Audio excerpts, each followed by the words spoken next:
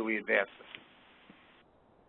So let's talk now about the game changers. So this is all the great potential and opportunity that these connected devices, whether it's mobile or who knows what, but what connects the consumer to a merchant or a business via the internet. Let's talk about the untapped opportunities. What do you see as the biggest? We talked about some specific use cases, but what do you see as the biggest opportunity, and who do you think is best positioned to take advantage of that? So getting back to the consumer segments you think about, right, I think there is huge opportunities in all of those consumers we haven't been able to connect with before. And if you look at all the changes now that mobility has had in how people interact, we know it will change how they transact. So I think the whole new swath of consumers that will come into the financial system, if you look at the emerging middle class, which is estimated to be, over 300, what constitutes emerging middle class for their given geography, which we've projected is over 300 million people in less than the next decade. There's a huge engine of growth there. So I think this is how we will reach them. And everyone will benefit because by the introduction of electronic payments, you really can begin getting sustainable economic development and commerce for that.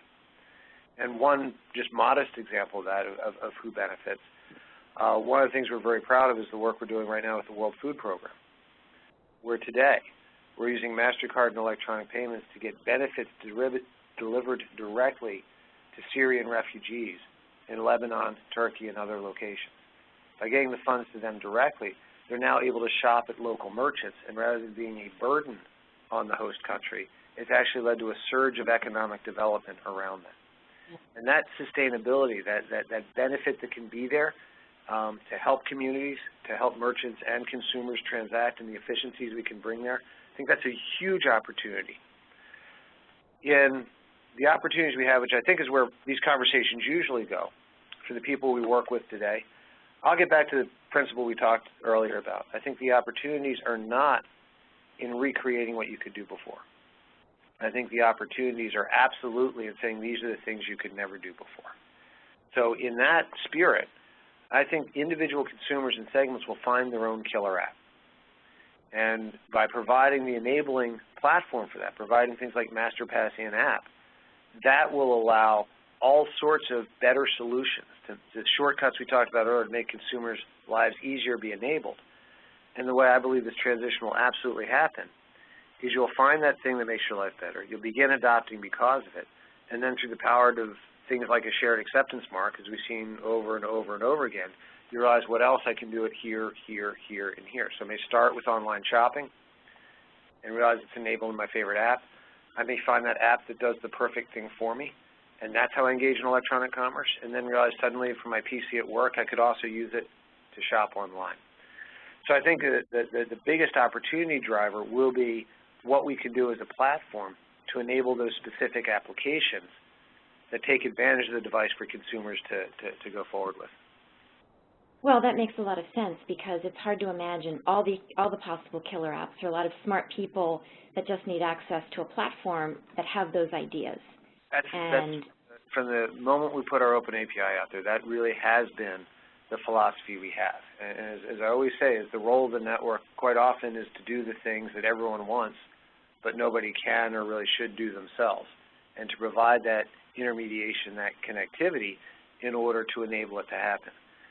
The other element, though, that we've talked about in the past, Karen, I just want to make sure I get back to, too. I am as excited as I am about that. I think it's also absolutely inspiring to think of everything we can do to make the systems more secure, to actually leverage the connectivity and the capability of the devices in ways that weren't available to us with offline plastic and chips and circuitry happen to be glued to it.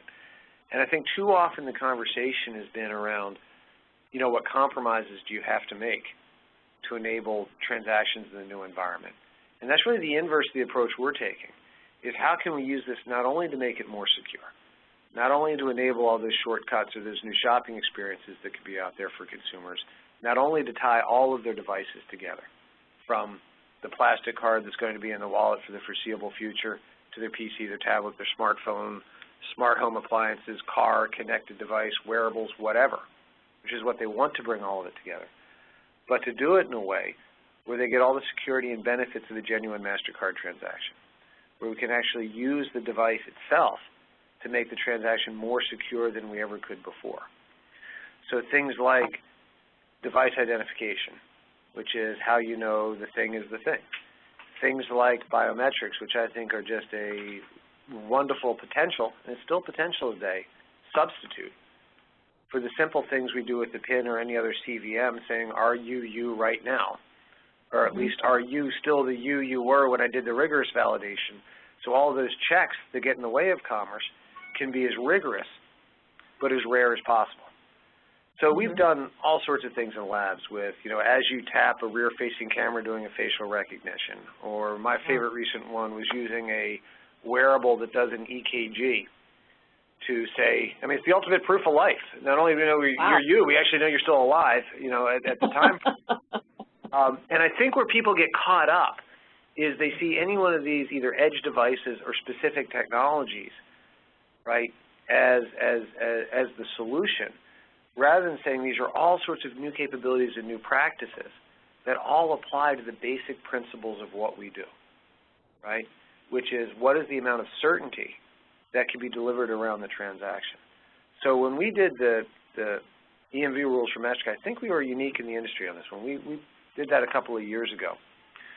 One of the things we did is we tied all of the rates rules and other things to the certainty or the equivalency, not to the specific technology.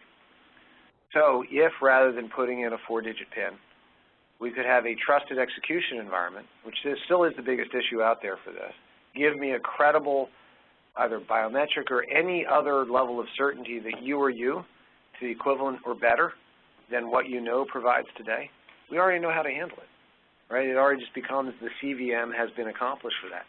So that's the other thing which I think is important about that, is always recognizing all of these new capabilities, all of these new devices that we'll have really tie back to how we fulfill the same basic principles. And you're not defining the payment systems by the new practices. You're actually taking all the new practices, I think, to affirm the same principles we've always been operating under. Well, that's a really